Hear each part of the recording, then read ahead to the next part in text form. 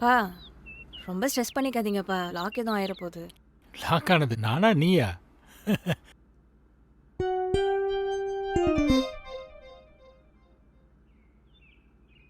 லக்ஷ்மி, ஆ walking போகிறேன். உனக்கு ஏதோ ஒன்றா சொல்லு, நான் வாங்கின்னு வந்துடுறேன்.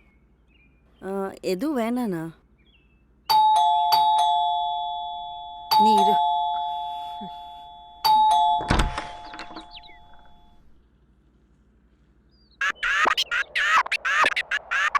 வணக்கம். நான் தான் கேசவன். என்ன ஞாபகம் இருக்கா?